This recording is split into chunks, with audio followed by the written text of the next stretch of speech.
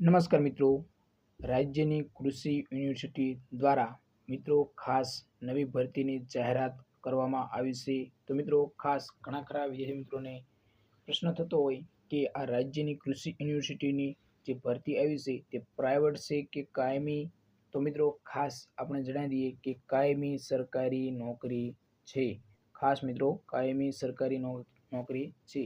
તો મિત્રો જે પણ વિદ્યાર્થી મિત્રો તૈયારી કરે છે સરકારી નોકરીની, એમના માટે મિત્રો સુવર્ણ તક કહેવાય. તો મિત્રો ખાસ એકવાર આ વિડીયો સંપૂર્ણ જોઈ લ્યો. તમારે જો મિત્રો રાજ્યની કૃષિ યુનિવર્સિટીમાં ફોર્મ ભરવું છે, મિત્રો ખાસ રાજ્યમાં 4 કૃષિ યુનિવર્સિટીઓ આવેલી છે. તો મિત્રો ખાસ ખૂબ જ સારી નોકરી કહેવાય મિત્રો, ક્લાર્કની આ જગ્યા છે. તો મિત્રો ખાસ એકવાર આ સંપૂર્ણ વિડીયો જોઈ લો શાંતિથી, તમને બધા જ પ્રશ્નોના જવાબ તમને આ વિડીયોમાં મળી રહેશે. તો મિત્રો ખાસ ચેનલ ઉપર નવા હોય તો ચેનલને સબસ્ક્રાઈબ કરી લેજો, કારણ કે તમને અવનવી ભરતીને લગતી માહિતી આ ચેનલ ઉપર મળતી રહેશે. અને કોઈ પણ મટીરિયલ તમારે લેવાનું હોય તો એના વિશે પણ તમને આમાં માહિતી મળતી રહેશે. અને મિત્રો આપણે એક ટેલિગ્રામ ચેનલ છે જેની લિંક વિડીયોના ડિસ્ક્રિપ્શનમાં આપેલી છે. તો મિત્રો ખાસ ટેલિગ્રામ ચેનલમાં પણ મિત્રો જોડાઈ જવું, તમને ખૂબ જ ઉપયોગી બનશે ટેલિગ્રામ ચેનલ. આની પીડીએફ તમને ટેલિગ્રામ ચેનલમાં મળી રહેશે. તો મિત્રો ચાલો આપણે વિડીયો શરૂ કરીએ. તો મિત્રો સૌ પ્રથમ જોઈએ તો મિત્રો રાજ્યની કૃષિ યુનિવર્સિટીઓ ગુજરાત. મિત્રો ખાસ ગુજરાતમાં 4 યુનિવર્સિટીઓ છે. એ પૈકી મિત્રો મુખ્ય યુનિવર્સિટી જે સંભાળતી હોય, જે ગુજરાતની આ 4 યુનિવર્સિટી છે એમાં જે જગ્યા બહાર પડતી હોય છે એની જવાબદારી મિત્રો જુનાગઢ મહાનગરપાલિકા એટલે કે જુનાગઢ યુનિવર્સિટીને આપવામાં આવેલી છે. તો મિત્રો આ જે ભરતી બહાર પાડી છે એ જુનાગઢ અથવા તો જુનાગઢ અંતર્ગત આ જગ્યા બહાર પાડવામાં આવેલી છે. એટલે કે અલગ અલગ તમે જે આ આણંદ યુનિવર્સિટી, પછી જુનાગઢ યુનિવર્સિટી, નવસારી, સરદાર કૃષિ યુનિવર્સિટી એટલે કે દાંતીવાડા, મિત્રો ખાસ આ ચારેયનું સંકલન એ જુનાગઢ યુનિવર્સિટી દ્વારા કરવામાં આવેલું છે. એટલે કે આ ભરતી પણ જુનાગઢ યુનિવર્સિટી દ્વારા બહાર પાડવામાં આવેલી છે. તો મિત્રો જોઈએ જાહેરાત ક્રમાંક મિત્રો 1/2025.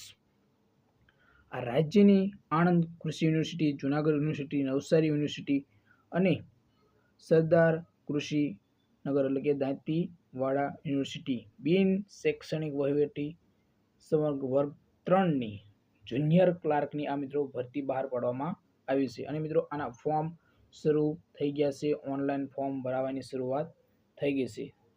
ખાસ મિત્રો જુનિયર ક્લાર્કની જગ્યા છે.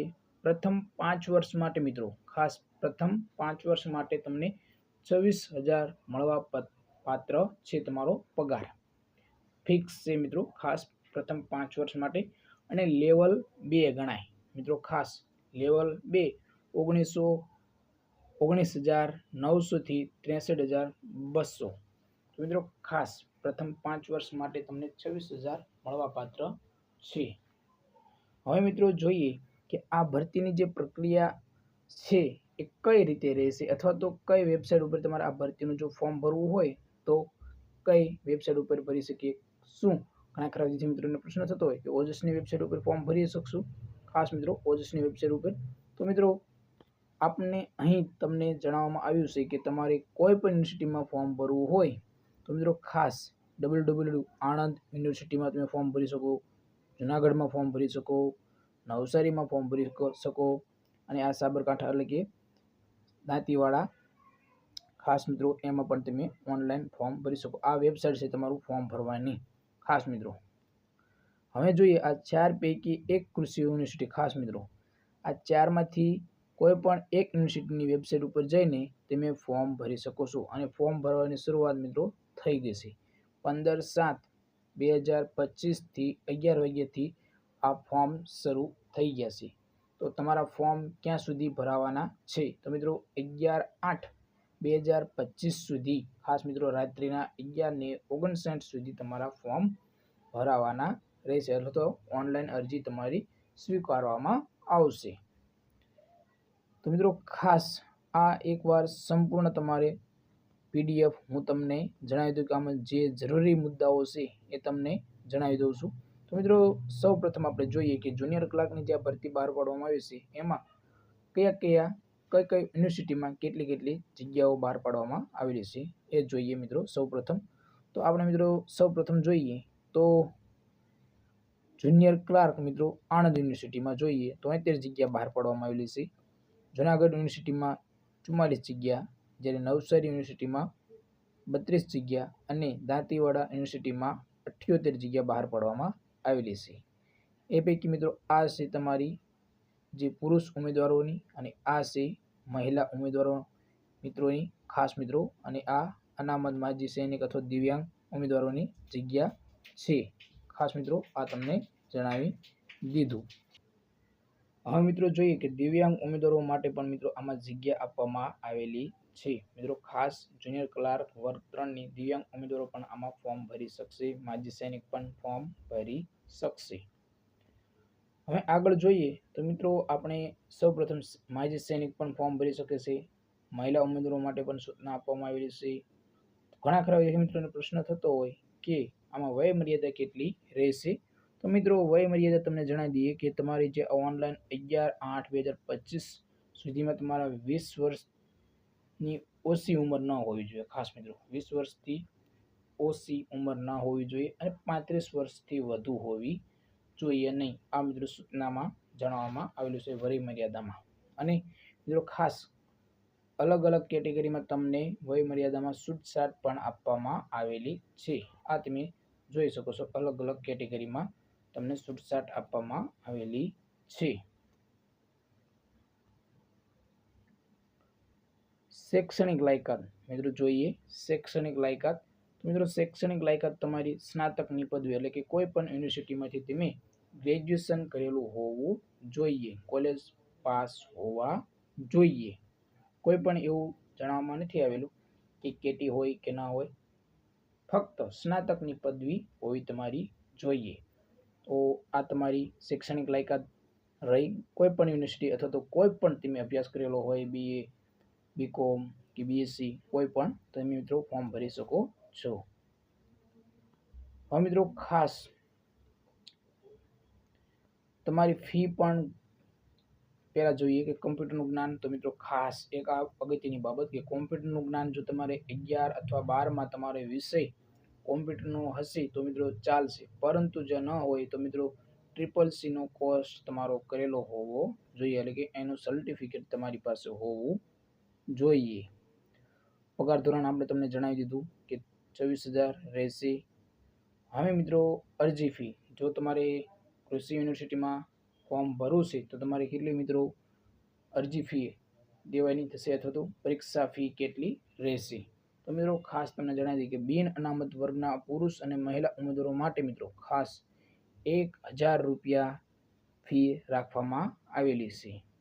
જ્યારે અનામત વર્ગના પુરુષ અને મહિલા ઉમેદવારો માટે એટલે કે EWS, SC, ST, SE, BCની જે પરીક્ષા ફી અથવા તો અરજી ફી 250 રૂપિયા છે. જ્યારે દિવ્યાંગ ઉમેદવારો માટે મિત્રો 250 રૂપિયા રાખવામાં આવેલી છે. જ્યારે માજી સૈનિક માટે કોઈ જ રૂપિયા અથવા તો કોઈ જ ફી રાખવામાં આવેલી નથી. આ મિત્રો તમારી જે અરજી તમે કરવાના હોય તો તમારે મિત્રો પરીક્ષા ફી તમારે ભરવાની થશે. મિત્રો ખાસ અવશ્ય ફરજિયાત ભરી દેવી. જો નહીં ભરી હોય તો મિત્રો તમારું જે ફોર્મ ભરેલું હશે એ રદ ગણવા પાત્ર થશે.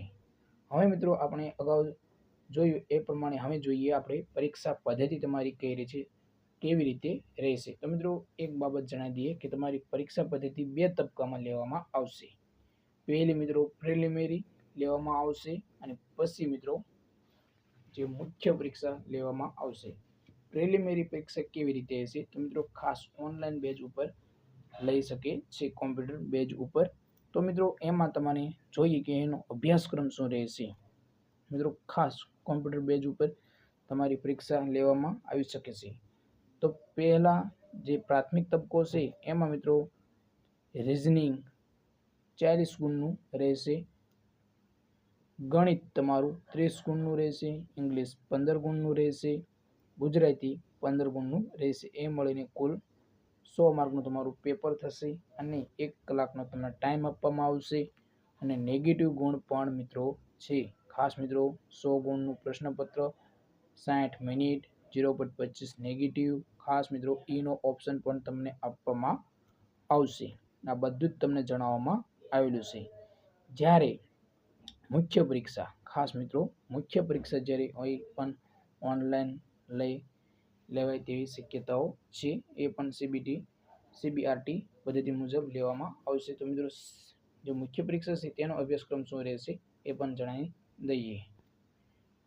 મુખ્ય પરીક્ષામાં મિત્રો ખાસ ગુજરાતી 20 માર્કનું રહેશે, ઇંગ્લિશ 20 માર્કનું,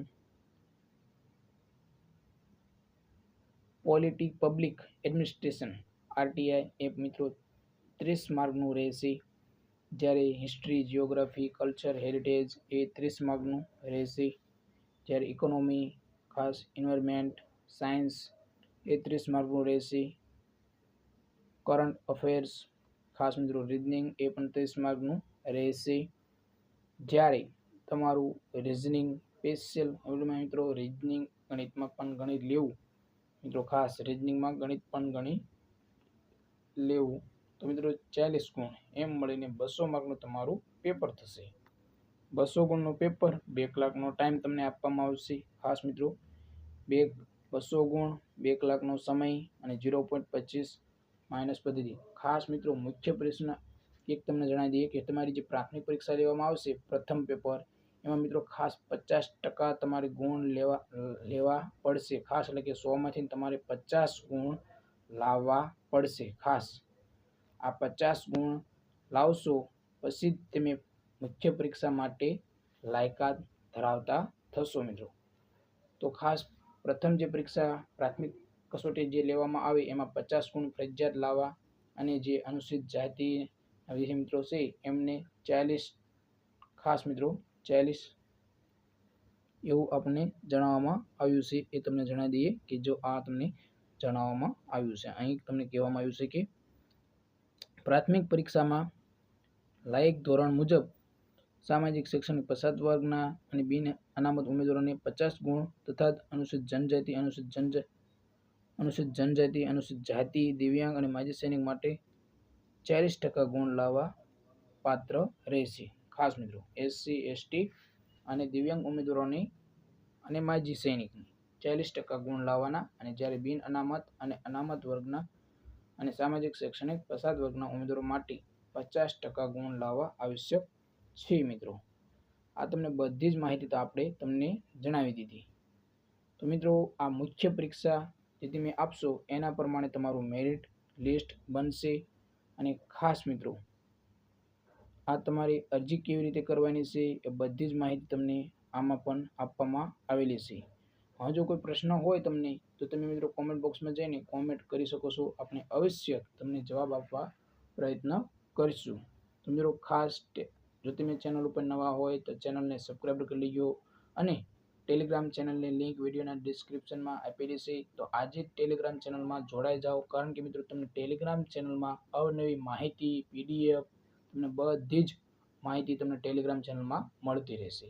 તો જય હિન્દ મિત્રો.